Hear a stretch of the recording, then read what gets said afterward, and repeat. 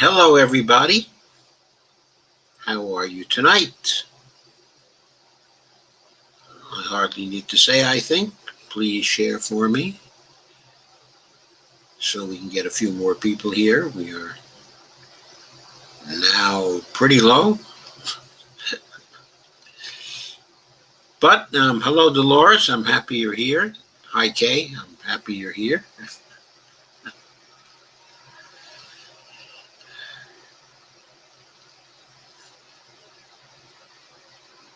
Okay, tonight I want to talk about the trade-off, the building trade-off between Amy Coney Barrett's confirmation and the stimulus bill. Hey, Steve, how are you?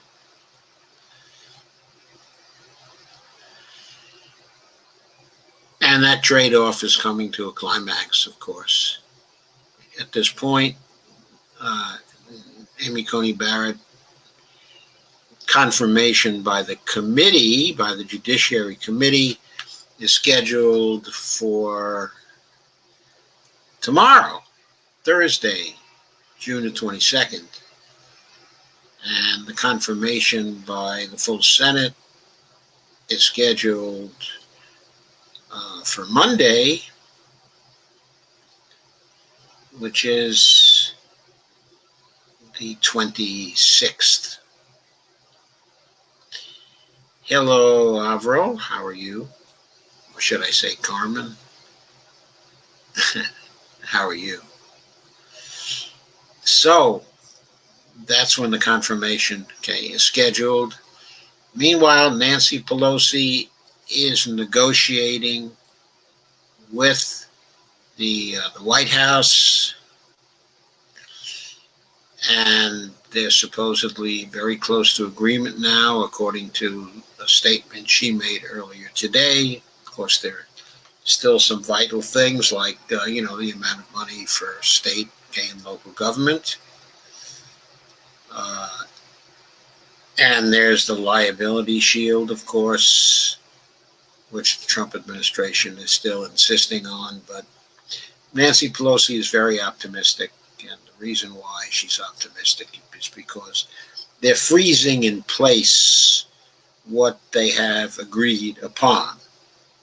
And there'll be no further screwing around on that. And they're down to the final issues to actually get agreement on. So we need to talk about the politics that are surrounding this.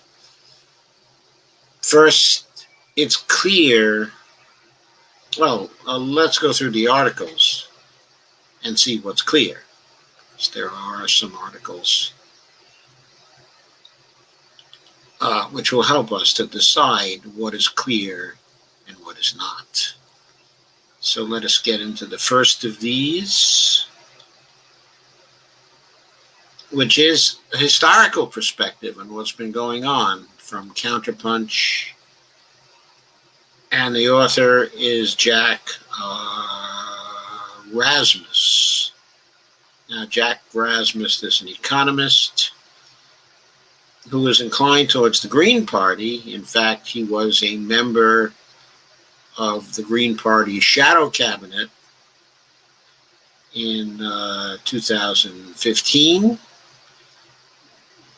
If Jill Stein won, he was slated to be the Secretary of the Treasury in the Stein administration.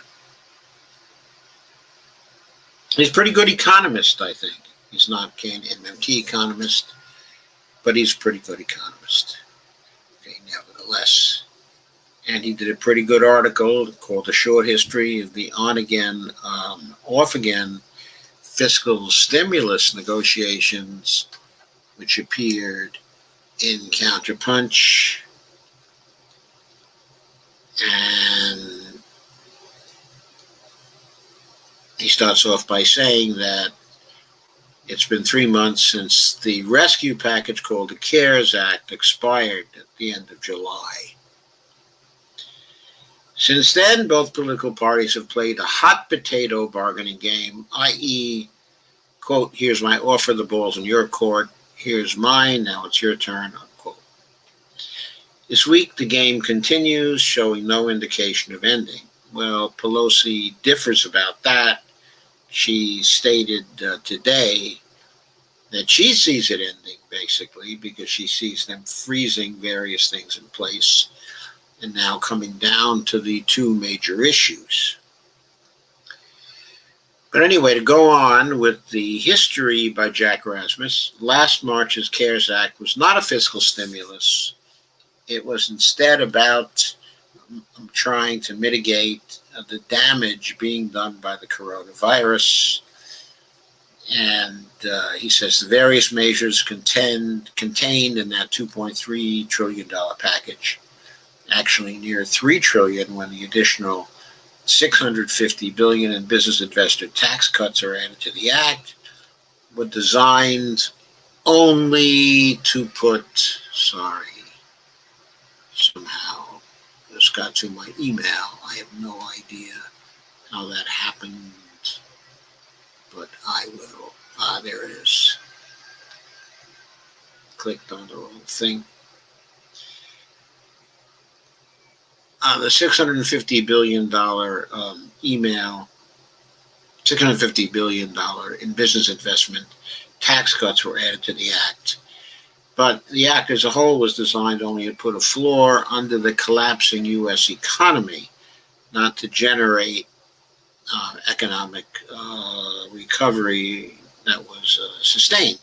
Even the politicians voting for it publicly acknowledged at the time that it was not a stimulus bill, but rather a set of measures designed to buy time, no more than 10 to 12 weeks at most, until a more serious economic recovery act could be implemented. This was Nancy Pelosi's mistake, of course. She should have put in at that, insisted on a relief bill at that time that would last for the duration of the coronavirus crisis. She did not do that. That was a serious mistake that basically has created the situation we find ourselves in right now. She would have been better off to have given way a little bit on the $600 a week in unemployment being given to people at that time. If she had to have gone, let's say, to $400 a week on the plus up, of unemployment in return for a long-term program that would have lasted for the duration of the crisis. Instead, she gave the Republicans what they wanted, which was a money cannon for the rich corporations so that they would continue to be rich. And they've done extremely well during the crisis, of course. And the rest of us are basically getting screwed. As soon as the Republicans concluded a deal that protected those people they cared about, they didn't care what happened to us after that. So there was no leverage, no incentive for them to further negotiate. Anyway, Jack says the real stimulus bill was to follow, designed to pick the economy up off the floor and generate a sustained recovery as the economy reopened. The reopening began in May, gained a little momentum over the summer, but not enough to generate a recovery that was able to sustain itself that was expected by late summer. Of course, we didn't take the actions necessary to ensure that economic prediction would come true. In a typical Great Recession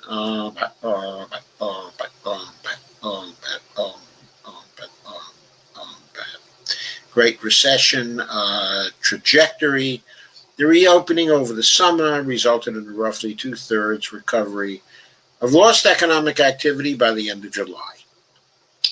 It was thought by politicians and mainstream economists that when the reopening crested at two-thirds in July, a subsequent real stimulus would follow. The two forces, reopening and fiscal stimulus, would together generate a sustained recovery. But it just didn't happen that way, nor is it to date.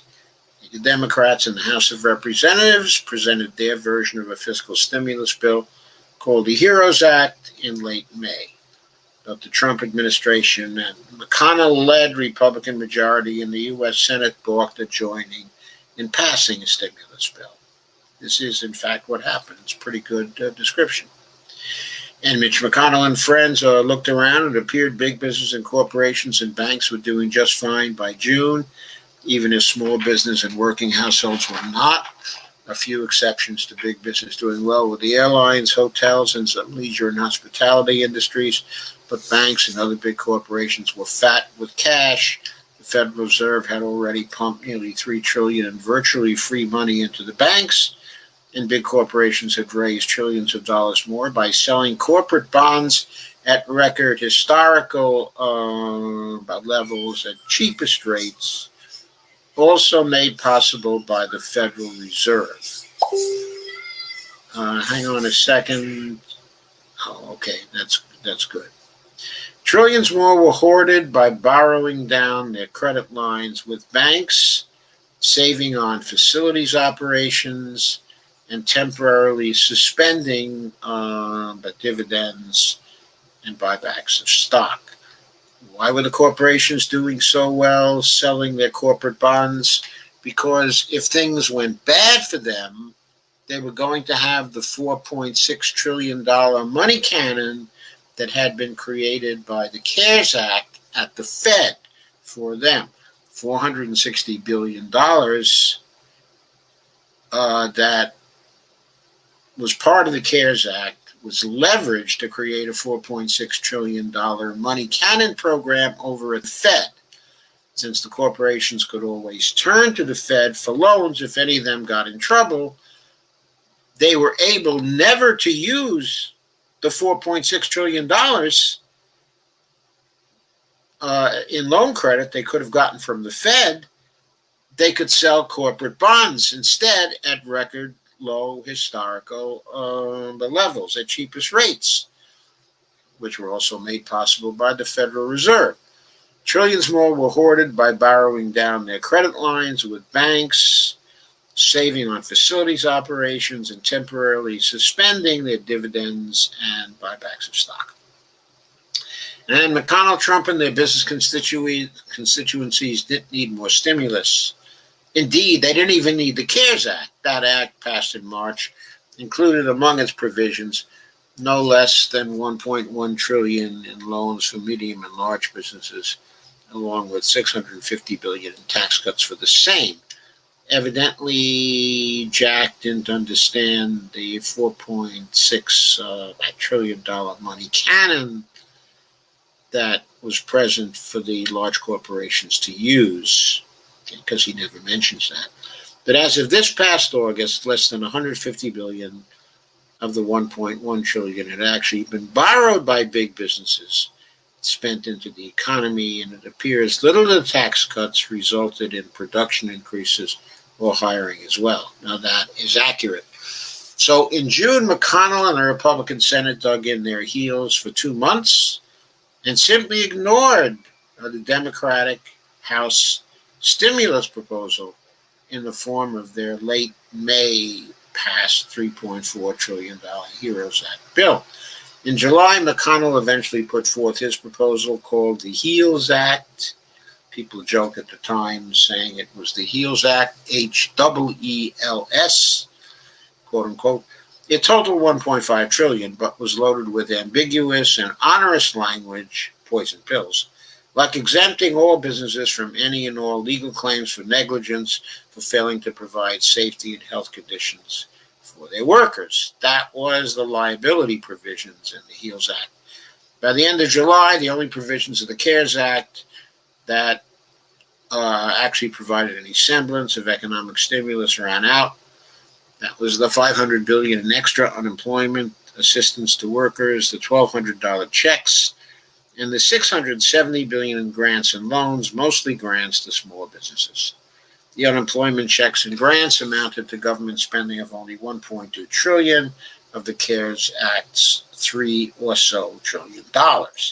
That $1.2 trillion was and remains the only actual spending to hit the economy since the $1.1 trillion in loans to large, medium corporations had never been actually taken up and spent into the economy by business. Ditto for the $650 billion in business tax cuts in the CARES Act. So only a little bit more than a third of the CARES Act resulted in any economic spending. So the CARES Act was, generally speaking, a big failure. Nancy Pelosi made a terrible, lousy deal that gave the Republicans what they wanted and gave very little in help to people as a percentage of that act. That 1.2 trillion, moreover, amounts to barely 5% of U.S. GDP. In GDP percentage terms, that's roughly the size of the 2009 stimulus of $787 billion spent during the previous Great Recession of 2008-2009. That $787 billion proved insufficient at the time to generate a prompt recovery from the recession. It took 6 years just to get back to the level of jobs in 2007 before the recession, for example.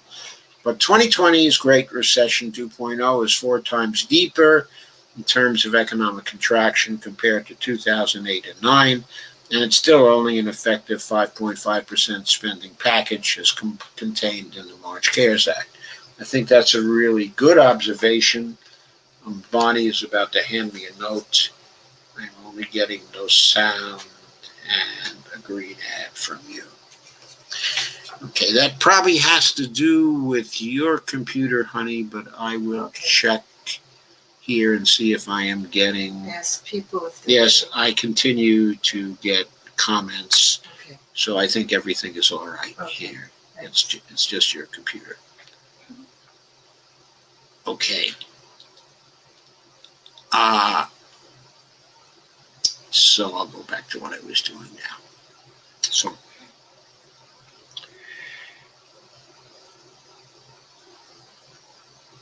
So Jack says that a much more aggressive stimulus bill was desperately needed as a follow-up as the CARES Act spending ran out at the end of July. The May HEROES Act was an attempt to provide that follow-up actual stimulus, but as noted, Senator McConnell, Trump, and the Republicans were not interested in it. Their banker and big business constituencies were doing quite well by early summer, yes, thanks to the money cannon and its backing up of the corporate bond sales. No doubt, Trump and McConnell further believed the reopening of the economy as COVID-19 disappeared would prove sufficient to lead to a sustained economic recovery. Of course, history has already proven them wrong. By late July, many sectors of the U.S. economy began to weaken again, and a second worse wave of COVID-19 hit the economy in July to August, just as the weak CARES Act spending ran out at the end of July. Unemployment claims began to slowly rise again through August and into September. And by the way, we have to keep in mind, and we'll keep in mind, I'm sure, that the unemployment claims, if we include the pandemic unemployment claims as well, the total unemployment claims never fell below 1 million per week. We'll be getting another report tomorrow. I'm sure that one is going to be over 1.2 million. Probably it's going to be more like 1.5 million, considering both the pandemic unemployment assistance claims and the regular unemployment claims. We'll see, but it's something like that. Now, at the height of the recession of 2008-2009, the unemployment claims never exceeded 700,000 per month, as I recall. So it's nothing like this in terms of unemployment. Small businesses began to close, many permanent now in greater numbers. Yes, this happened. Large corporations began to announce mass layoffs, more permanent than just furloughs now. Evictions of renters by the millions began to occur. Low-income homeowners began to miss their mortgage payments. And the much-predicted V-shaped recovery began to look increasingly like a W shape. But instead of seeing the trend, Trump and McConnell doubled down and refused to negotiate seriously with the Democratic House on its HEROES Act proposal. In early August, House Speaker Pelosi, thinking the Trump administration might bargain in good faith, reduced her proposal from the HEROES Act $3.4 trillion cost by $1.2 trillion. Instead of following up, however, the Trump negotiators, led by Trump's staff secretary, Mark Meadows, abruptly broke off all negotiations without making a counteroffer. What he did leave, though, was a bad taste in the mouths of Pelosi and Schumer, who now could not trust the Trump team should further negotiations resume. Nor could they trust Senator McConnell and his Republican Senate, who followed Trump and withdrew their prior HEALS Act 1.5T and refused to consider anything more than $650 billion if brought to the Senate by the combination of Trump, Jay, and Nancy Pelosi in the future. Moreover, 350B of that 650B was unspent funds left over from the CARES Act, so the net spending increase proposed was only $300 billion. Trump had set up Nancy Pelosi and then sandbagged her, quote unquote, in bargaining parlance. Within 24 hours, Trump publicly announced 4 executive orders as his personal fiscal stimulus offer, but the executive orders were no stimulus. In fact, just a diversion of already existing government funds and payroll tax cuts that would have to be repaid in 2021. By the way, they're falling due. Some of that stuff is falling due in early 2021. Or at least will be due when people have to pay their taxes. Both sides maneuvered in the press thereafter as the U.S. economy weakened further throughout September and into October. And as the COVID-19 infection rate surged once again, the virus was not cooperating with the economic recovery, and there was no stimulus to assist in that either. Meanwhile, millions were becoming unemployed. At least 35 million remained jobless as of the middle of October. That's now. Food deprivation worsened, and food lines began emerging again. Rent evictions were now escalating as well. And by the way, the food banks are now very low in food because while they were getting donations before, while the big unemployment checks were coming in and people were putting aside savings for a rainy day, the rainy day has now emerged. And people don't have extra canned food to give to the food banks now because they want to hang on to that canned food themselves. A lot of them are beginning to go hungry. Rent evictions were now escalating as well. Hundreds of thousands more small businesses were closing their doors, with predictions by the NFIB, the National Federation of Independent Business, that millions would fail in coming months, even as bankers, big corporations, and stock and financial markets attained record levels. Trump then shot himself in the foot by declaring there would be no further negotiations on a stimulus until after the election on November 3rd.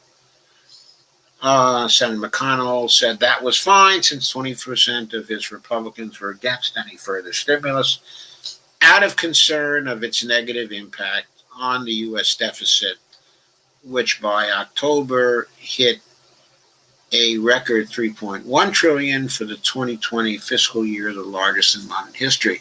Okay, to make a correction of that, I understand 20% of the Republicans, that not 20% of the Republicans, but 20 of the Republicans at least are against any further stimulus at all.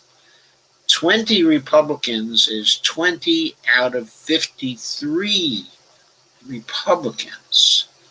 So that's closer to 40% than it is to 20%. 20 over 50 is 40%, right? Which by October hit a record 3.1 trillion. Well, that is the deficit did for the 2020 fiscal year, the largest in modern history. Of course, a deficit that large by itself is expansionary, but that doesn't change the fact that people who need money and who have no way to get it because they're unemployed and the unemployment insurance is gone and the safety net, other stuff is also gone, those people don't have any way to get money, especially if the places they worked cannot open up again due to COVID-19. Trump's walking away from any further negotiations hurt his political chances, and they did, since not only were workers, renters, and small businesses being thrown under the bus, but the announcement had serious negative effects on stock market values. Now big corporations will worry too. And by the way, they've been turning to the Democrats now and making huge contributions, to the Democrats led by Goldman Sachs and other Wall Street corporations, which have now completely gone over to Biden. So Trump has backtracked and made another bargaining offer. Yes, he panicked, he backtracked, he made another bargaining offer. And Jack then says, which brings us to the events of the last 10 days. But before we get to the events of the last 10 days, notice that Biden seems to have peaked in his lead over Trump, I don't know, maybe 5, 6, or 7 days ago. There are some polls that are now showing the tightening of the race, probably in part due to Trump's very vigorous campaigning at this point. Once he got over the virus, or seems to have gotten over it anyway. One is not sure that he's gotten over it. He may be spewing virus all over people for all we know, but we'll probably learn about that soon. But under the impact of his traveling and constant campaigning, seems like the race has tightened up a bit. The Hill-Harris poll, which has been more bullish on Trump as opposed to Biden compared to many other polls, had been showing a 6-point gap, actually between the two. In the latest Hill-Harris poll, which has just appeared, that gap on a national basis is now down to 4 points. And of course, the gap is smaller in a lot of the swing states, which are going on. But one had to contemplate the following.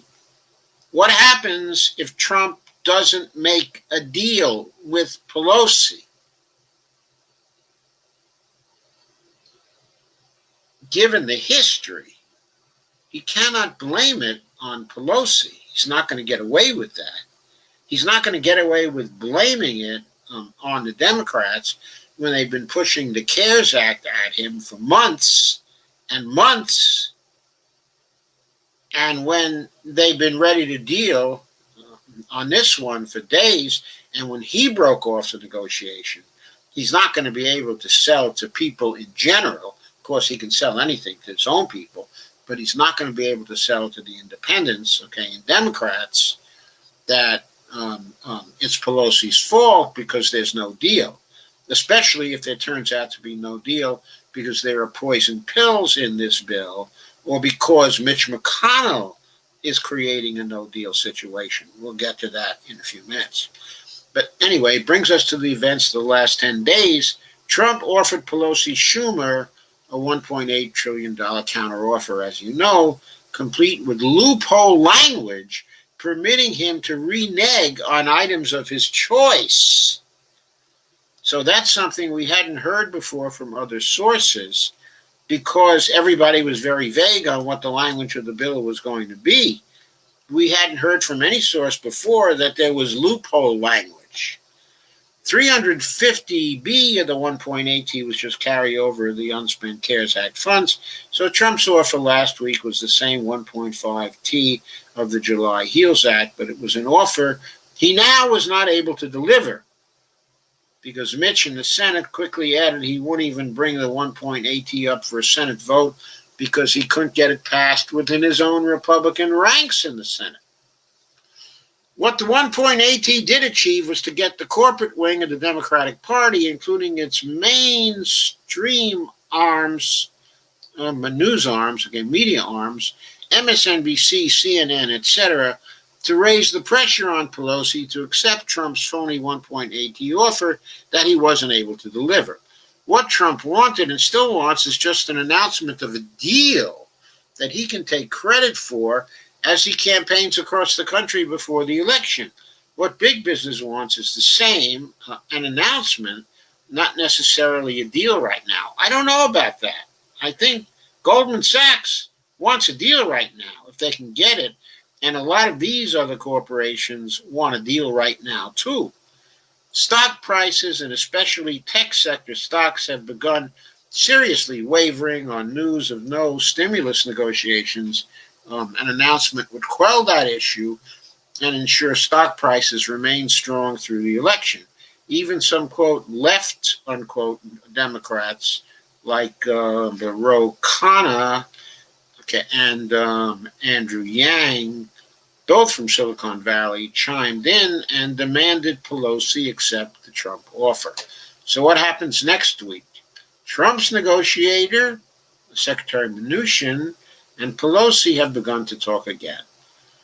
Trump wants to announce a deal before the next presidential debate this Thursday, only 72 hours away. Now, actually tomorrow, only 24 hours away since this was written. Today, October 20th, Trump reportedly has instructed Mnuchin to increase his offer to 2T, even said he'd go higher than 2.2T to get a deal.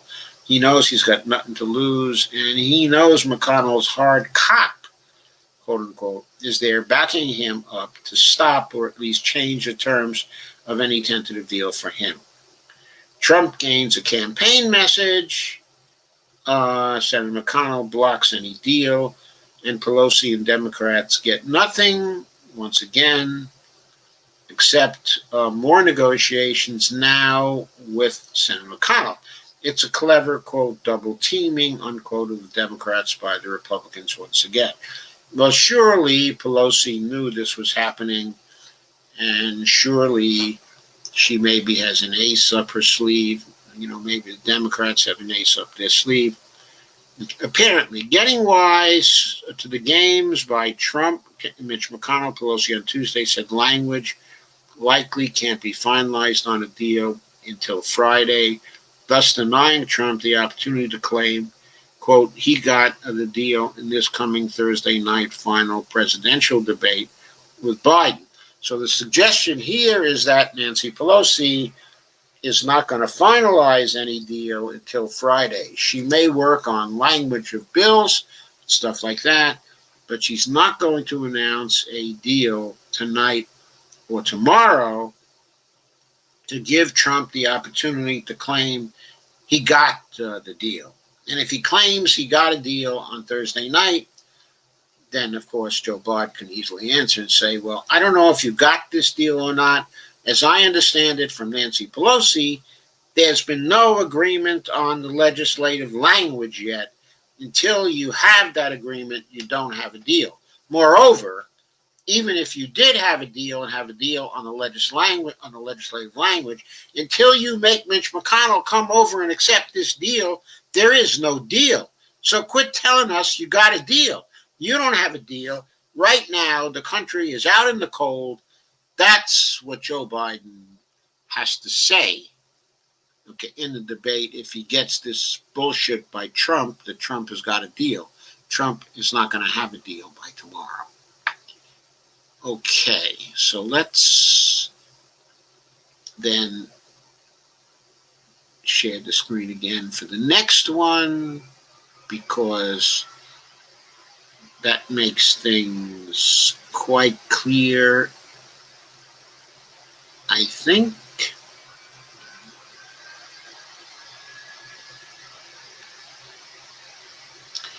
It's an article that appeared in Common Dreams, and it says, headline says,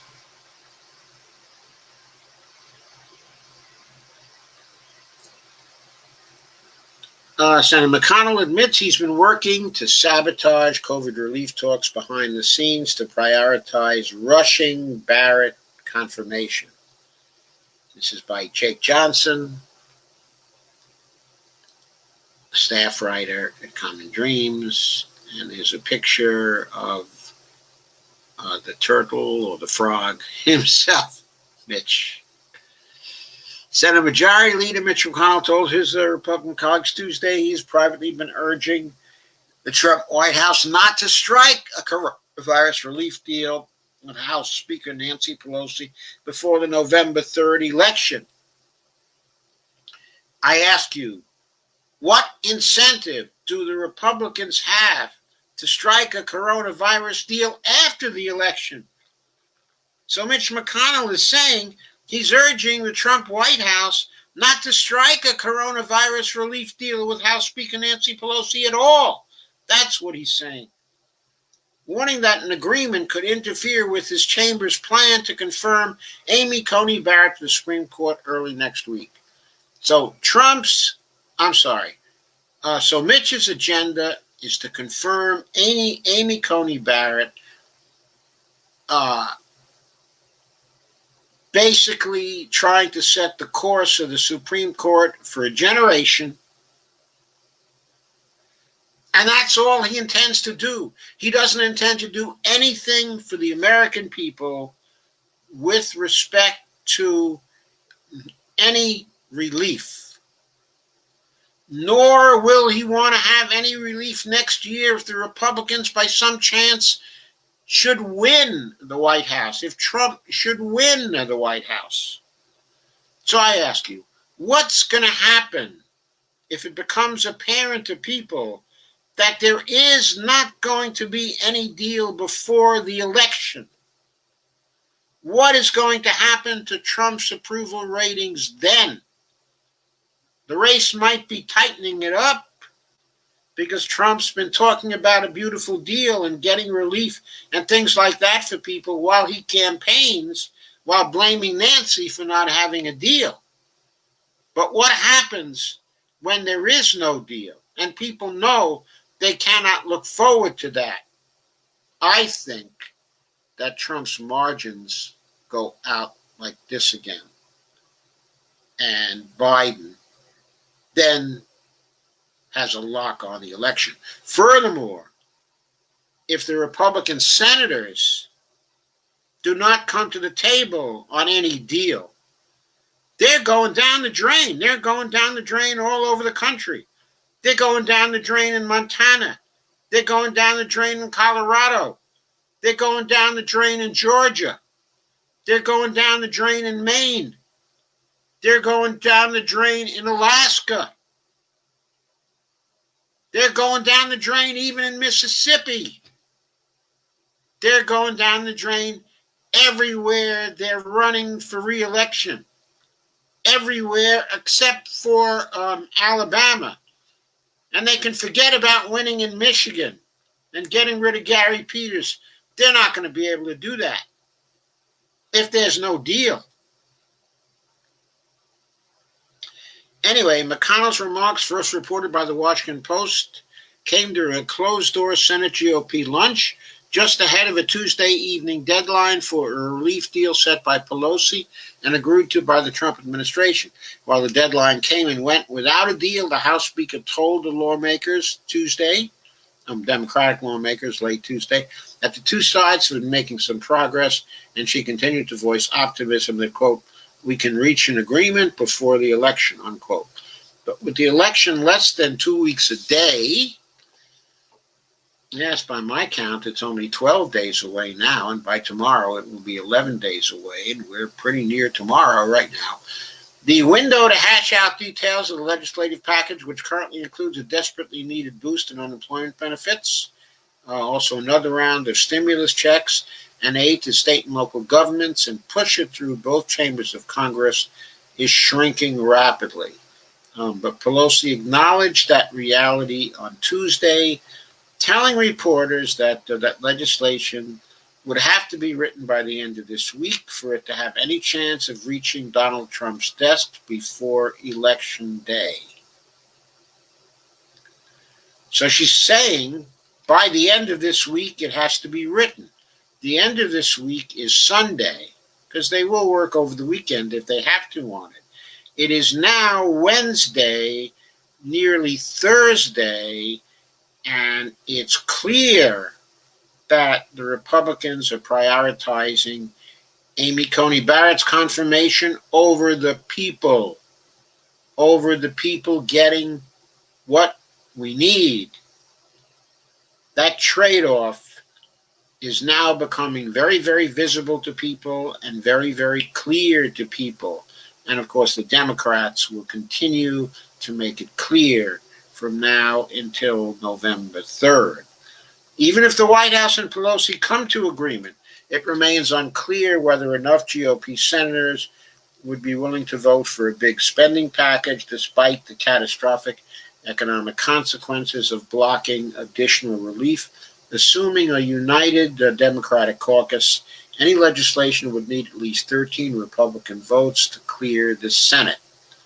Yes, because they have, well, I don't know if that necessarily has to be the case, because Pelosi could introduce a new bill into the Senate under reconciliation. And people are assuming that there cannot be a reconciliation bill now. But any compromise bill which Pelosi comes to with the White House could be introduced into the House as a reconciliation bill, and that only requires a majority to pass. Okay, remember, it's a money bill. Well, they could break it up into two bills. The parts about eviction and things like that are not parts, okay, of a money bill, but what they could do is make the money bill, make it a reconciliation bill, have people vote on it, and then right after it passes and the Senate votes for it, then pass the non-money parts of the bill in the House. That could easily be done. But anyway, while McConnell's stated excuse for standing in the way of relief is his commitment to confirming Barrett as quickly as possible, that justification may be intended to obscure the fact that many Senate Republicans are simply opposed to additional coronavirus aid, whether or not the package would disrupt the right-wing judge's path to the Supreme Court. Others have warned in recent days that in preparation for a potential Trump loss next month, that Senator McConnell is laying the groundwork to force crippling austerity under a Biden administration. Let's be very clear about this. Mitch McConnell Republicans are continuing to block essential relief to Americans across our country, said Jayapal, co-chair of the Congressional Progressive Caucus. Quote, if Trump wants to go big or go home, he better see if he can control his own party. And then there are tweets about that. And then the wrangling on Capitol Hill comes amid a backdrop of deepening misery for tens of millions of Americans as the coronavirus continues to spread and economic collapse brought on by the pandemic, as well as lawmakers' refusal to take sufficient action in response, shows no sign of letting up, with layoffs at their highest level since August, and hunger still on the rise. And according to data from the Census Bureau, 22 million U.S. adults reported that their households struggled to afford enough food last month. So food problems are coming, not only eviction problems. Dave Dayen is quoted as saying, whatever savings low-income people manage to build up with CARES Act relief will be gone well before any other help arrives, and another pandemic surge deeply complicates matters, unquote. He warned on Tuesday, and, quote again, many of the few still extant relief supports expire at the end of the year. It is disgusting to now have a man-made depression on top of the pandemic-made one. And McConnell on Tuesday held a procedural vote on a plan to extend an additional $260 billion to the PPP program. And his relief bill does not include another round of stimulus checks for Americans, dismissing the vote as a political stunt. Most of the Democrats in the Senate voted to block the legislation. Senator Warren said the bill that Mitch McConnell put on the floor today leaves behind our struggling families, small businesses, uh, uh, uh, um, also minority-owned businesses, restaurants, doctors and nurses, and public health experts, unquote. She tweeted last Tuesday, that's why Senate Democrats voted no.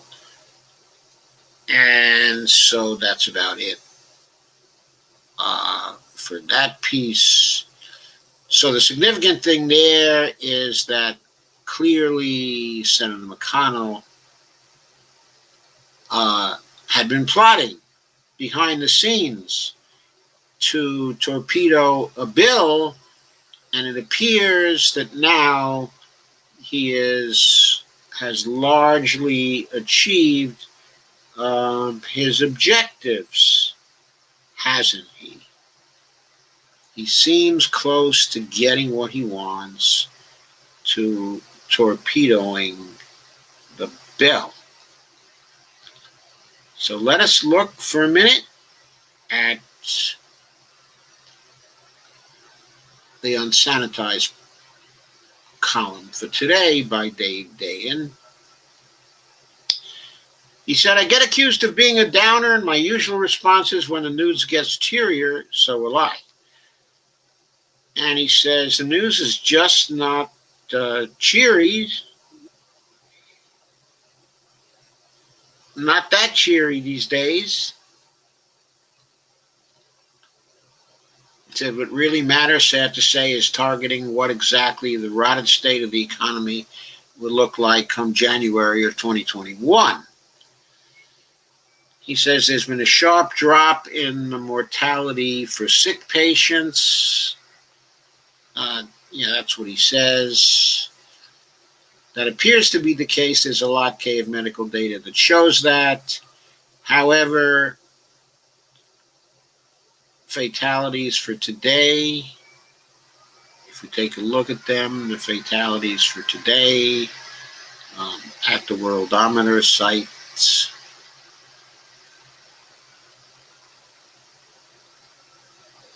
for the United States were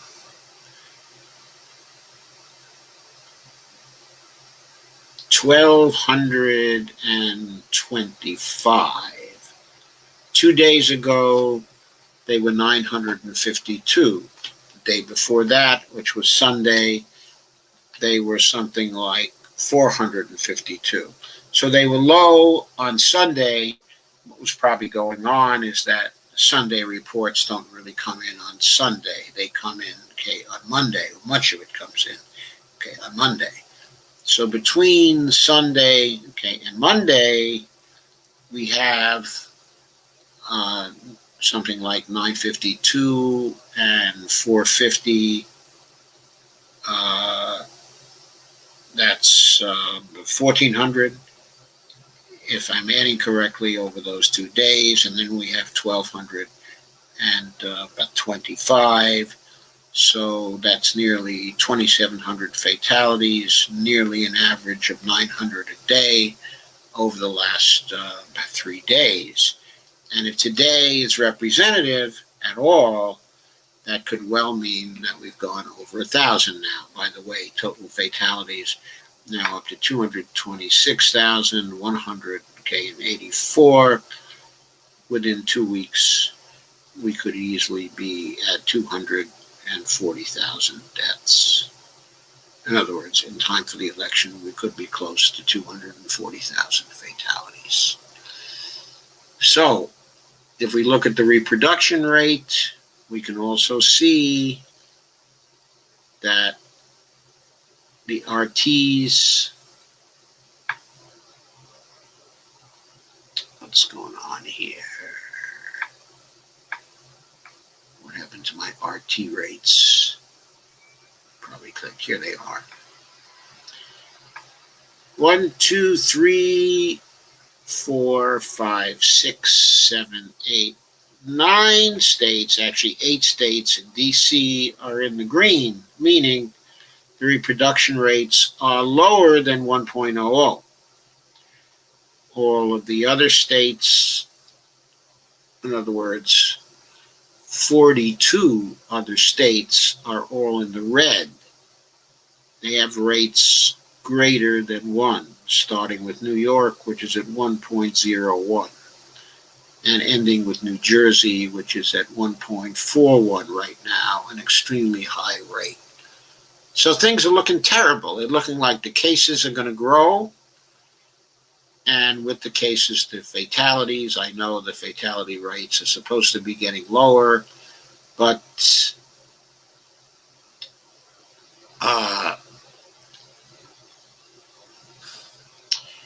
if we look at deaths per million, that of course is not happening. We are at 682 deaths per million right now.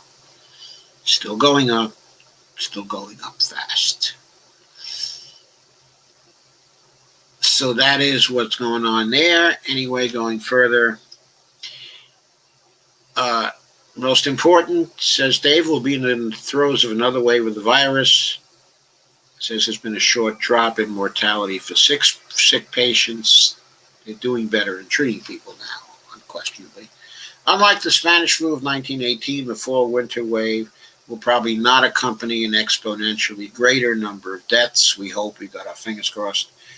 But nevertheless, the virus remains deadly and creates some still indeterminate long-term consequences, enough for people to likely stay out of public, even without a lockdown order. By the way, there's supposed to be a lockdown order coming in New York City again pretty soon. That's going to inevitably lead in other places, too, to depressed spending and economic activity. He says, don't expect many large gatherings this spring. Cancel Times Square on New Year's. Yes.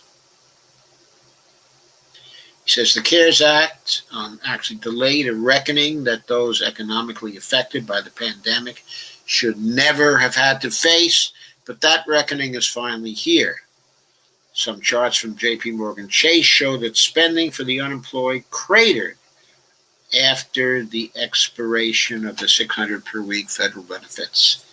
And the median checking account balance has fallen sharply as well. The reporting only goes through the end of August. By now, it's likely that those checking account balances are below where they were at the end of February. In other words, whatever savings came from the boosted benefits are now gone. The same dynamic is in place with credit scores, which soared to a record high in July as people were flush, but will now serve as a lagging indicator of financial stress. Forbearance in student loans, auto payments, and mortgages also assisted credit scores and financial health. That, too, is coming to an end. There are even more expirations coming at the end of the years. By the way, on December 31st, the pandemic emergency unemployment compensation ends. So does pandemic unemployment assistance for close to 10 million gig workers, freelancers, and independent contractors. Those people will shift to no benefits whatsoever. Evictions have been on hold thanks to a federal, to a moratorium from the Trump administration of dubious quality, but $32 billion in rent is going to come due in January, and up to 8 million eviction cases are coming in January. State and local governments, the source of economy-breaking austerity during the Great Recession, have already given up as many jobs as the public sector, but an interesting report from the Oregon Office of Economic Analysis finds that the bulk of the losses so far are attributable to the pandemic. Substitute teachers, employees at public zoos, convention centers, public pools, and libraries that have been shuttered. The usual recessionary job losses are all in the future, with cuts to administrators, furloughs, and the like, so that's hitting just as no money has been made available. Meanwhile, we can expect more job loss simply because of the path of the economy. Goldman Sachs is the recognized a leader in the mergers and acquisitions field, and its president stated bluntly that a wave of M&A will lead to job cuts known as efficiencies, quote unquote, to the merging companies. Politicians are going to be faced with the uncomfortable reality that you're going to have more business doing better and there's going to be more losses of jobs along the way, unquote, John Waldron, the president of Goldman Sachs, said. Consolidation will compound the employment problem. Meanwhile, there's no money available to actually distribute a coronavirus vaccine nationwide, meaning that we're short in the specific budget area required to fight the virus when the time comes. There's an assumption that a Democratic trifecta will lead to a larger stimulus. This indicates where that money needs to go. We need to extend the time frame and funding for unemployment, to put a moratorium on large-scale deals that are likely to lead to layoffs, to mass layoffs, fully fund bars and restaurants and music venues and other gathering spots that won't be reopened for a while, construct and fund housing for everyone who needs it, fill the shortfall in revenues for state and local governments, add as much funding as possible to actually attack the virus, including, in particular, vaccine production and distribution.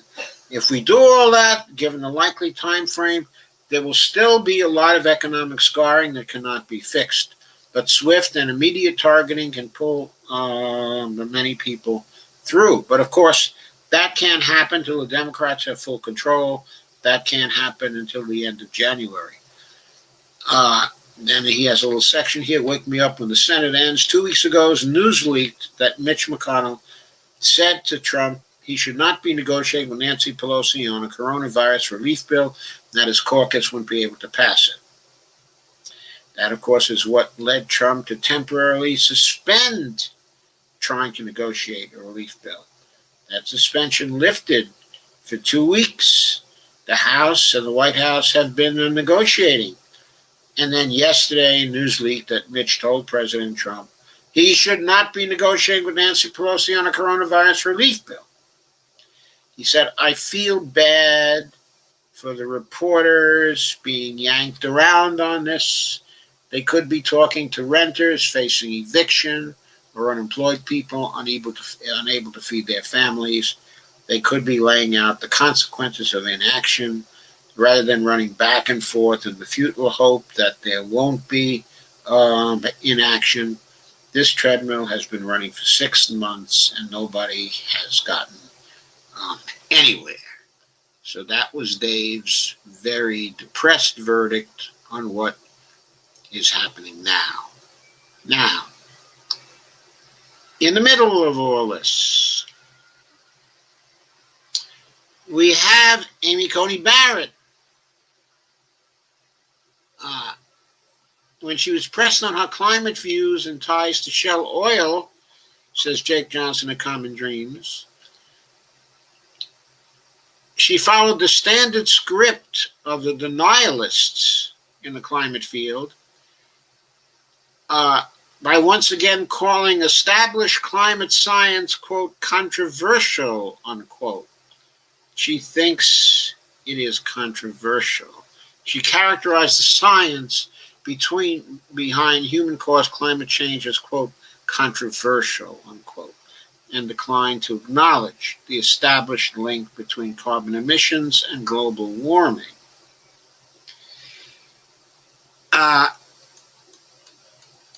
Okay, so we have that. And this was pointed out by David Sirota at the Daily Poster, along with Andrew Perez. They wrote late on Tuesday. Barrett again followed the standard script of the denialists, repeatedly attempting to cast climate science as unsettled and a matter of controversy that she could not offer an opinion on. It is a matter of controversy, but not scientific controversy. It's a matter of political controversy.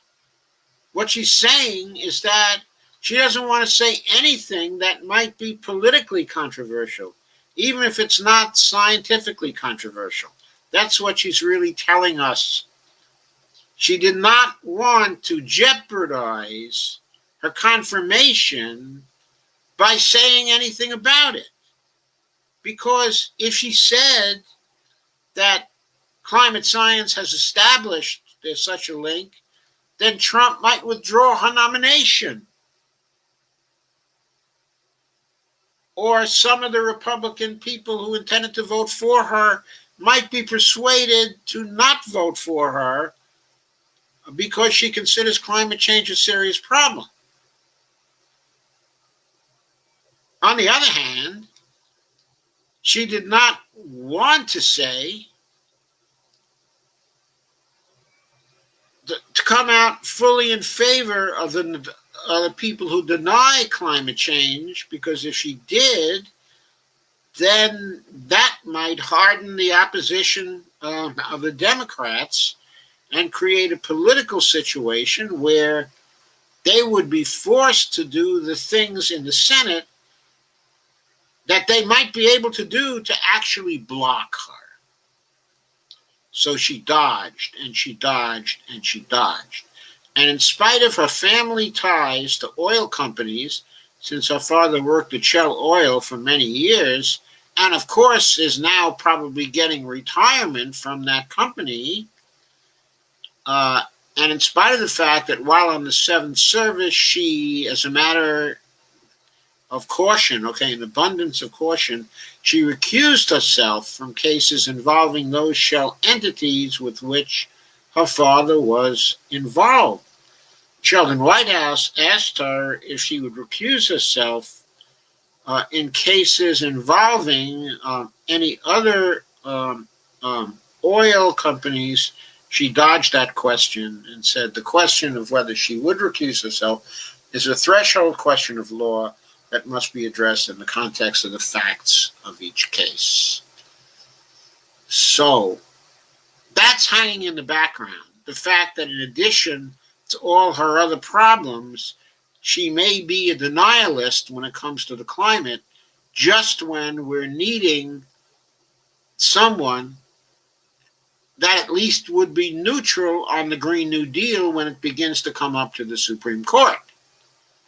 So that is certainly there.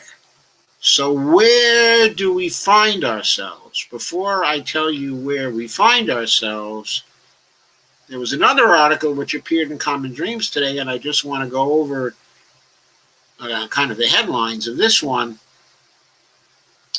Trump is called a mass murderer after White House docs show he lied about recent COVID-19 surge. Now, this is not going back to February and talking to Woodward. This article was by Brett Wilkins, a staff writer. It turns out Trump has known for over a month that new coronavirus infections have been soaring, even as the White House has lied about the seriousness of the surge.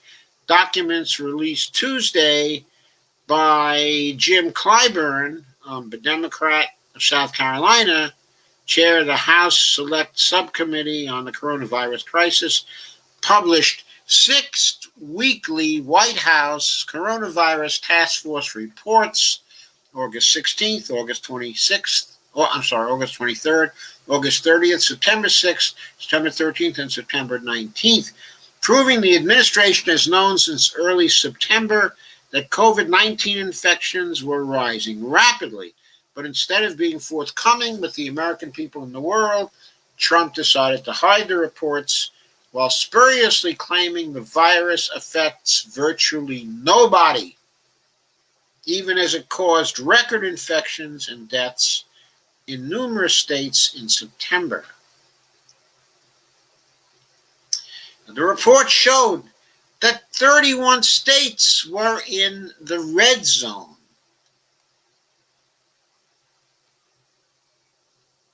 That's a zone where the states are experiencing an alarming rise in the cases nationwide.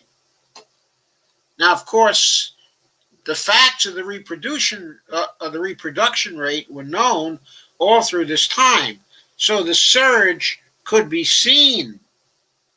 The surge beginning in September could be seen from how many states were in the red on the reproduction rate. One didn't even have to look at the raw data on the cases because the reproduction rate is predictive of that. And we have seen week by week how the reproduction rate is in more and more states over 1.00. And as I just said earlier, it is in 42 of the 50 states and DC, 42 out of 51 jurisdictions. It is over 1 right now. But on October 1st, Trump declared the end of the pandemic is in sight. And he held super spreader rallies all through this time. He feels free to just lie and lie and lie and lie, even where people's lives are involved. That's why they called him a mass murderer. That's what it's about. Tim Wise said, the president is a mass murderer, period. If you support him, you are an accessory. Irredeemable. There is no hope for you. Tim must have been basically saying, you will go to hell, surely. Anyway, Clyburn said, contrary to Trump's empty claims the country is, quote, rounding the turn, unquote, more states are now in the red zone than ever before. More states are in the red with respect to the reproduction rate than ever before as well. It has never been this high. It is long past time the administration implement a national plan to contain this crisis, which is still killing hundreds of Americans each day and could get even worse in the months ahead. Again, 1,224 Americans died today, according to the World Dominor site. Okay, so let's keep this in mind as we go further and as we indicate what the state of play is now. Okay. Mitch McConnell wants very much, more than anything else in the world, it seems, to confirm Amy Coney Barrett on Monday and send her to the Supreme Court. Trump wants to do that too, because as he has told us, he wants a Supreme Court justice who will vote for him if the election is thrown into the Supreme Court again. He wants a justice that he thinks he can be sure of will be on his side. And she refused to say whether she would recuse herself, even though he's trying to get her confirmed right now. So she's obviously politically involved with him, but she's refused to say whether she would recuse herself in case an election were thrown into the Supreme Court. She should certainly have said that if she was at all honest, if she had any integrity at all. She would have removed his incentive to get her confirmed by saying that. But you can see she wants it bad to be on the Supreme Court, and she would give up her integrity to get onto the Supreme Court, which is what she has done. But apart from that, he is on the horns of a dilemma. He wants her in case it gets thrown into the Supreme Court.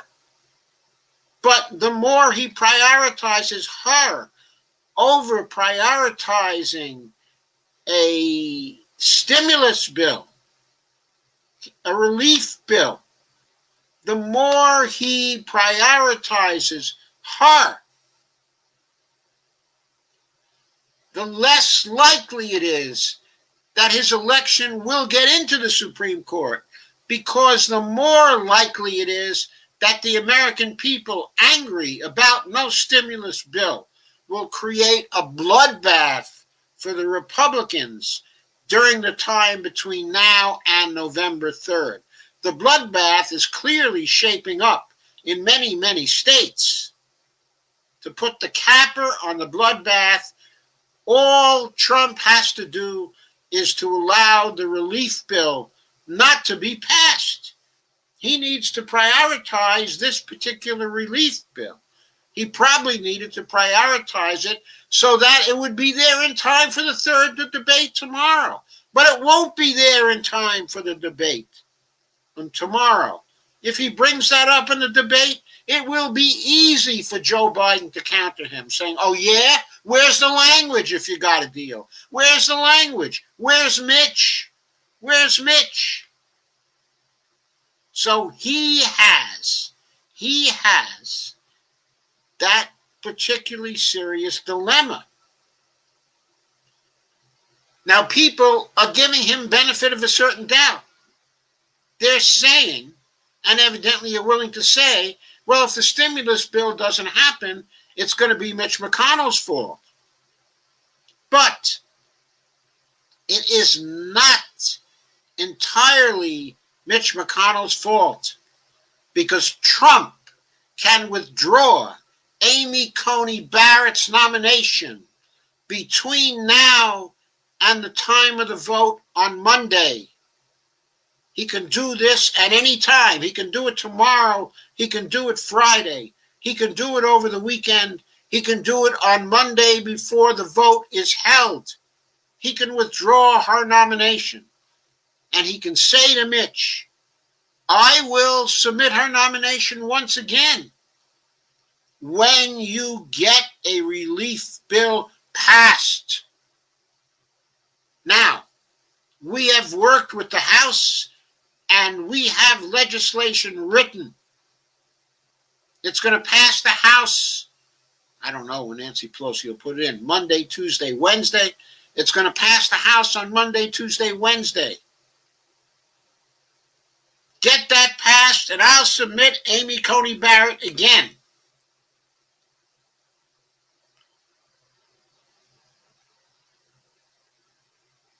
But if you balk, if you refuse, as long as you refuse, I will not submit her again.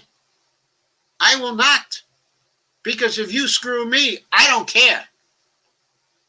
I don't care what happens to her if you screw me. I'm not sacrificing my last chance to win this because of what you want, Mitch McConnell. I am not going to do that. So, if Mitch gets his way, it's going to be Trump's fault. It's going to be Trump's fault. We have to make everybody realize that. We have to get the news out there as much as we can. Tweet the hell out of this. That the relief bill is in Trump's hands because he can withdraw Amy Coney Barrett's nomination now and tell Mitch he's not going to resubmit it, and tell those Republicans who want her so badly they won't pass a relief bill. Tell them they're not getting her, and they're not getting any other conservative either. That they're not getting a nominee for the Supreme Court if they don't pass the relief bill that I, Trump, need to have a chance to be reelected.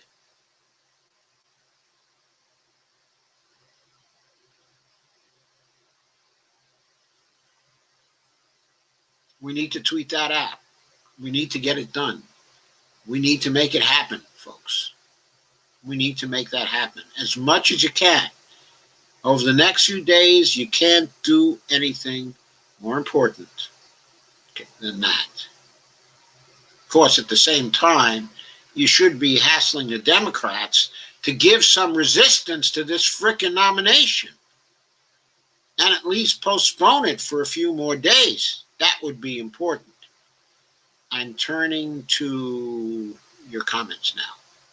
Kay said, been listening to a live stream of the Movement for a People's Party. How's it going there, Kay?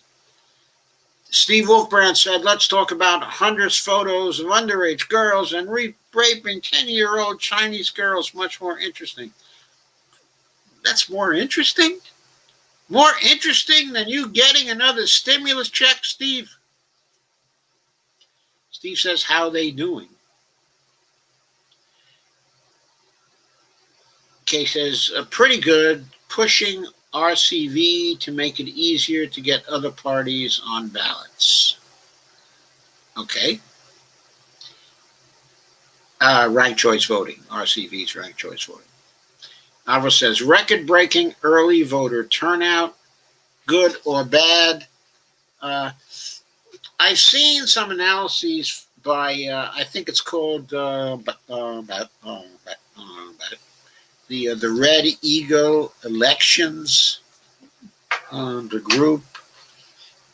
They're obviously for Trump, and they're pushing the idea that in some states the news is very good for Trump, but there are some other people who are going over election maps now. A lot of people, are doing election maps in the days coming close to the election, and they are saying that the news is very good for Biden in many states. That, for example, in Iowa, it's very good news. In Pennsylvania, okay, it's very good news. In Michigan, it's supposedly very good news. So all across the blue wall in the north central states, even extending over to Iowa, evidently the mail-in voting news is very good for Biden. I know it's also good here in this state. From what I've heard from certain analysts, it's very good in North Carolina also. I personally don't know exactly how they know it's that good. I think they're doing a lot of inference there. But I would say it's looking pretty. By the way, I think it's looking pretty good in Ohio also, from what I've heard. Alva says, here we go with the endless sensationalism. Stick to important issues. Steve says, love Brana. Good luck to them. I will definitely join up ASAP. That is what Steve is saying, is that he'll join up with the Movement for a People's Party. Me too. And Bonnie says, me too. And I say me too also. I'm going to join up with the Movement for a People's Party. I've been with them in spirit for a long time now. Haven't I kept on mentioning them favorably? Gina Marie said, good, because it's typically Dems and progressives that vote early. Now, I think this is varying in many cases from state to state. For example, I think seniors for Trump are probably trying to vote early because they don't intend to come out, on election day. Of course, all the polls are showing that it's now the case that Joe Biden has an advantage with seniors. It's a small advantage, but of course, Trump used to have a huge advantage and was counting on the senior vote. It appears now Biden is going to get a majority of seniors across the country and in many of the key states as well. Alva says, thanks for the encouragement. Steve Wolfbrand says, bad, still campaigning, and Hunter Zepito. Kay says, Steve, they have a YouTube page now. They have a YouTube page on what? That Hunter Zepito. Avril says,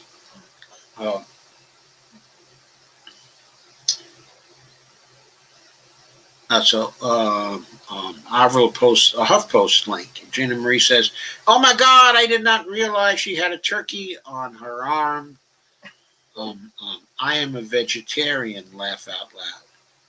Who had a turkey on their arm? I saw that.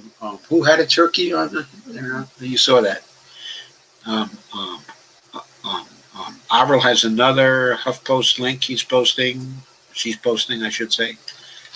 And Steve says, Avril, so the candidate's kid being a pedo and huge corruption isn't important. Don't vote early. Wait till the bomb drops. Vote early. Get it banked. If it's against Trump, get it banked.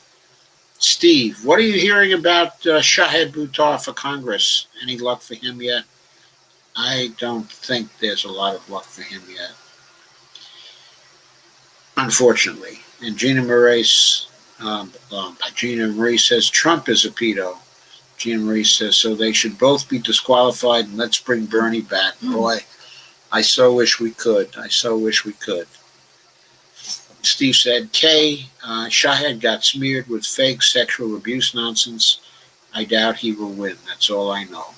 Alva says, no, it's not important when you know how to sniff out the propaganda.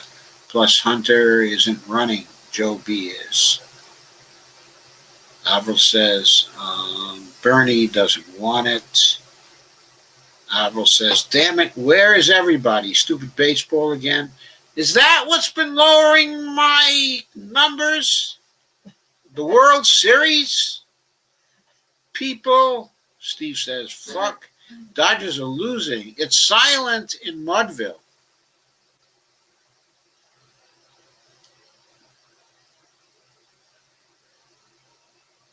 I thought the Dodgers lost, that they were losers when they moved out to L.A., that it was no longer Mudville. They lost Mudville. Flatbush was Mudville. Steve says, I'm trying to watch both. Steve says, you mentioned sniff and Joe in the same sentence. Avramana says, yes, excusing any corporate COVID liability is a huge poison pill. Democrats better not pass that murder. I agree, and Pelosi so far has verbalized very strongly against it. She said, we're not compromising on that. That's our value. That's a value. We don't compromise on values. That's what she said. Avra, well, okay, if that's the way she feels, I'm glad she's not compromising on that. Avra said, wasn't intentional, still funny, though. Steve says, you're making this too easy. Where's Carmen? Steve Gonzo leaves a tweet, a Twitter link. Kay says, Steve, what are you hearing about Buttar? Avril says, Ace up her sleeve. Is that a name for one of her designer ice creams? No, I didn't mean up her sleeve alone. I meant that there might be an ace up the sleeves of both herself and Schumer, because they might be planning some collaborative action to delay the confirmation of Amy Coney Barrett. There are still some things Schumer can do, probably tomorrow. And in collaboration with Pelosi, there are a number of things that can be done. Like, for example, a surprise impeachment of Bill Barr. That would prioritize taking care of that ahead of the Amy Coney Barrett confirmation.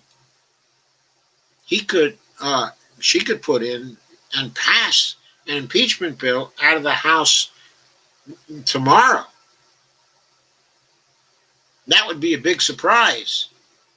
But the Senate would have to dispose of it to get to Amy Coney Barrett again.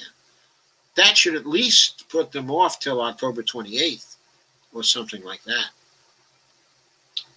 Steve Volkbrand says nothing, Kay. Alvaro Romano says present. Kay says Dan was hoping he would win. Steve Gonzo said, well, catch me inside. I can finally comment. Steve Volkbrand said, I know of no polling numbers on Shahed or Paula Jean Swearingen. I wish them the best. I've been spending money to Paula Jean, but West Virginia people are weird. I saw Paula Jean tonight. She was in a Zoom session with Cenk and Kathy Kunkel and what's her name? There's someone called Hillary Turner or Holly Turner. I think it's something like that. Kay was running. And there was also a fourth candidate who looked extremely good. I think they're the slate that Paula Jean has put together, in West Virginia. I think there are 3 congressional candidates and herself, as the candidate for the Senate. They were all very good. They were quite good. And they were the kind of people we should support. Steve Wolfbrand said, I love the music, though. Kay says, yes, they sure are, as are Kentucky people. Yeah, Kentucky people are. Well, I'm not going to make any statements about Kentucky people. I hardly ever met any Kentucky people. I once met someone who taught at the University of Kentucky, but I don't think he was from Kentucky. He ended up teaching at the University of Arizona, but he was a pretty good guy. His name was Sheldon Simon. Kay says, I'd love to vote out Portman out here in Ohio. He needs to go ASAP too. But he's not running, is he? At this point. Steve Gonzo said, Iran's the new Russia/China. Indonesia rejects the idea of a U.S. supply plane base over fears of escalation. Avril says, I know the U.S. is up to some crooked shit because I've been seeing and hearing warplanes flying east up over Miami. And any time that BS happens, so does some U.S. Fuckery. And yeah, maybe they're flying to the Middle East. And Kay says, yes, Avril, we used to get those planes flying east over our place in southeast North Carolina too. Avril says, McConnell is a straight-up traitor and saboteur to the American people. Sandy Degg says, hello, Sharon. Hey, Sandy, how you doing? Avril says, you just can't believe any stats about COVID coming from any U.S. entities. It's all being co-opted and compromised. And Kay says, Ohio is now worse than it's ever been. Shake my head. Steve Wolfbrand says, I'm back. Sandy Degg says, welcome back.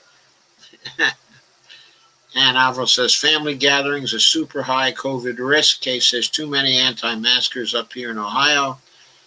Avril says, the eviction moratorium is only for federally subsidized housing, right? Because every other family around me is being kicked out. Steve Wolfbrand said, your car is now your home. I hope it's a big enough car. I got a really small car. If you have a car. If you have a car, yeah. Kay says, I can't afford a car or a DL anymore. Kay says, hoping if Biden gets elected, he will pass John Larson's bill to give Social Security a real raise for once. Yeah, that would be very welcome. But even that's only a 3% raise, right? That's not that much of a raise. Avril says, folding clothes, should I even need to do it? That living in my own spot. Steve Wolfbrand said, you fold them. Kay says, I do, Avril, and I live in my bedroom except for use of kitchen and bath. Avril says, Steve Wolfbrand, yeah, but I'm having an existential crisis over it. Avril says, same situation. Jay Elias says, hey, everyone. And Steve Wolfbrand said, hi, Jay. And Steve Wolfbrand said, I just matched the socks, but there's always some missing. Sandy says, hi, Jay. Avril says, hi, Jay. Thanks for ducking in. Jay says, not surprised. Typical narcissist Trump is. Steve says, autocorrect. Jay says, a little late, but worth the wait. And Steve Wolfbrand says, ducking right.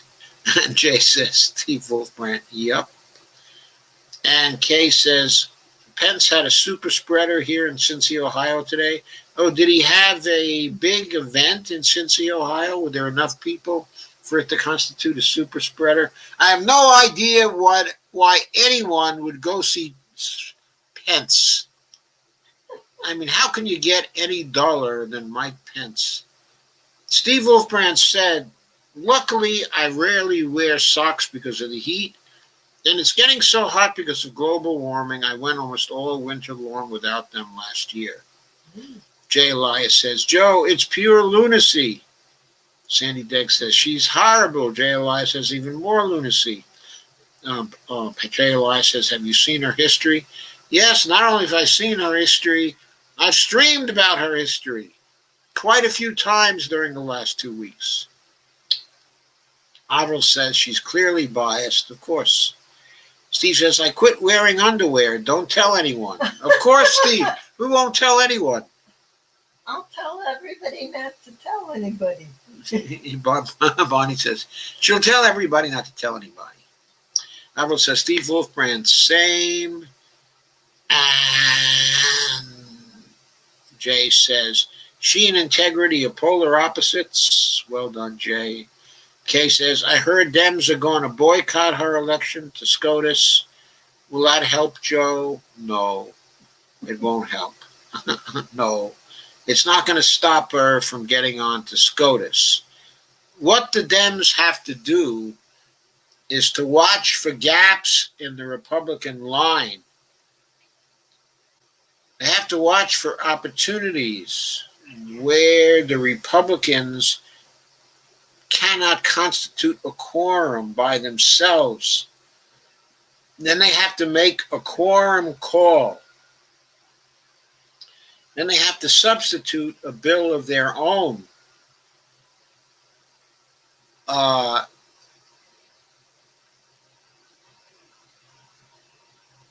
Then they have to pass the bill while they have control of the floor, while they have a majority. They have to pass the bill. They have to have a poison pill in that bill that kills the nomination of Amy Coney Barrett. They got to be playing rough. They got to have all their people there from now until Barrett is confirmed, and they have to be watching for the Republicans to make a mistake. Then they have to make that quorum call. Maybe it won't even be a mistake, Kay, on the Republican part. It may be that some of the senators that are still recovering from COVID won't be able to make it for a quorum call. They have 2 Republican senators who say they're not going to vote for Amy Coney Barrett. That means they've only got 51 around. Okay, in a quorum call, they need to have 51 people to constitute a quorum. If they get down to something like 47 people there, with 2 people that will come over to the Democratic side, they could block this. It's possible, but of course, it requires the Republicans to make a mistake. But maybe they won't have control over it. Maybe because of COVID. Jay Elias says, as it should. Sandy Day says, yes, she is way too conservative. Not just conservative, she's nuts. Jay Elias said, did you see Joe's opinion of her? Which Joe? Jay Elias says, he won't. And Sandy says, Steve, I think you just told everyone. Kay says, no, I did, Jay. What was it? Trump is counting on civil war to bring him the presidency.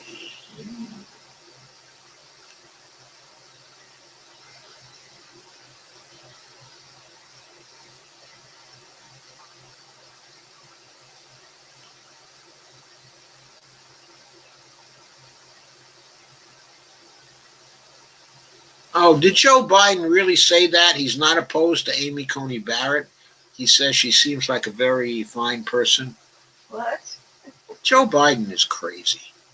I mean, he's just carrying this thing too far. Too far. Avril says, Trump is counting on civil war to give him the presidency. Steve Wolfbrand said, to be honest, I've been mostly naked during the quarantine. It's very hot, okay, in LA. Yeah, He said, seems like a very fine person, quote unquote. Avril says, Biden is all jingle bellsy about Amy Coney Barrett's nomination. Jay Elias post something from Newsweek. Oh, no wonder I never saw that. I never get to Newsweek. Joe Biden, not opposed to Amy Coney Barrett, says she seems like a very fine person. I bet if he was still in the Senate, he would not vote to confirm her. Alvaro Romano says, that's exactly what I was referring to. Kay says, hope we get a big progressive Congress and Senate to try to fix some things. Sandy Degg said, we already voted. We already voted too. Kay says, Moving for a People's Party has a YouTube page, Joe. Yeah, I know they do. Kay says, still waiting on my ballot here on the voter suppression state of Ohio. Jay Elias says, touchdown. Yeah, Dr. Joe, all these so-called progressives and woke folks are all gung-ho over corporate baseball. Nothing's changed. Steve Wilbrand says, Jay Elias, the Dodgers scored a touchdown. But Jay Elias says she won't. And Steve says, don't jack off during Zoom business meetings. It's not cool, as Jeffrey Toobin found out. Sandy Degg says, and unsanitary. I tried so hard to find it. Arvel Mano said, how did I know you'd jump all over that Zoom mention? Steve Wolfbrand said, I love you, sweetie.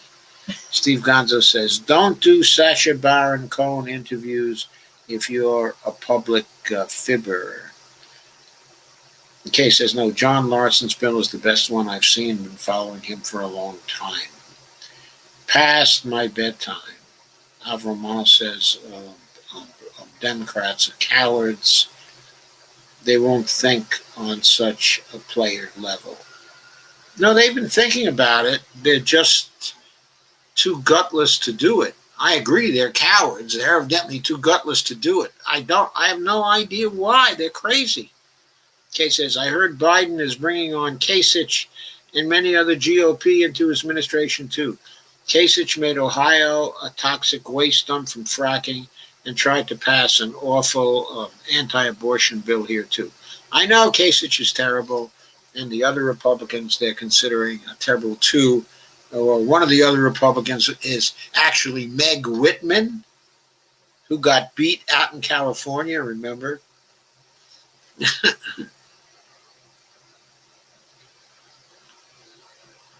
She got beat, and Carly Fiorina got beat too. They both got beat out in California. Meg Whitman, incredible.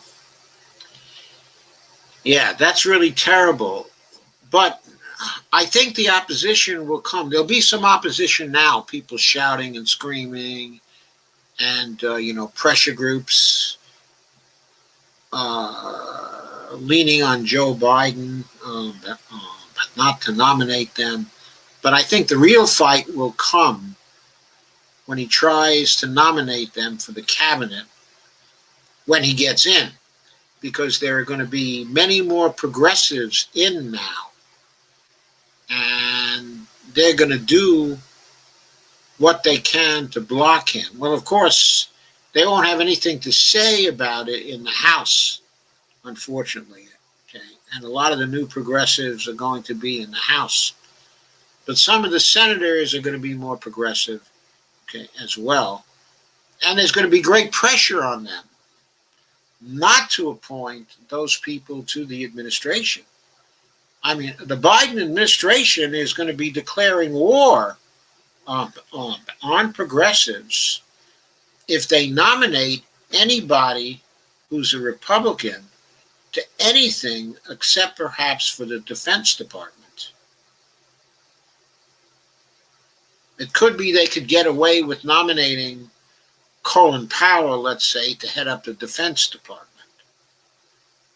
That might be something that would not cause a total civil war, okay, inside of the party. But if they nominate Kasich to anything important, or Meg Whitman to anything important, I mean, there's going to be blood on the floor over that fight.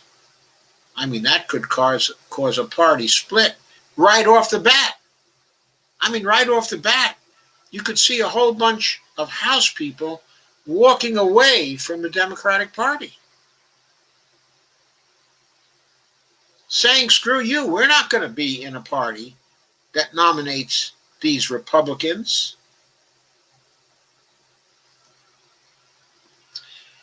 Steve says, okay, we got to get Paula Jean in. Get out your checkbooks, mofos. We got to get Paula Jean in and Marquita Bradshaw in Tennessee also. Both very progressive. We got to get them both into the Senate.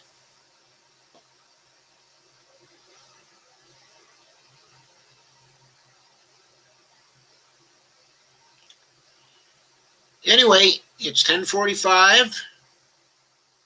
Thank you for being here. Thank you for coming. Thank you for sharing. I'm going to say good night.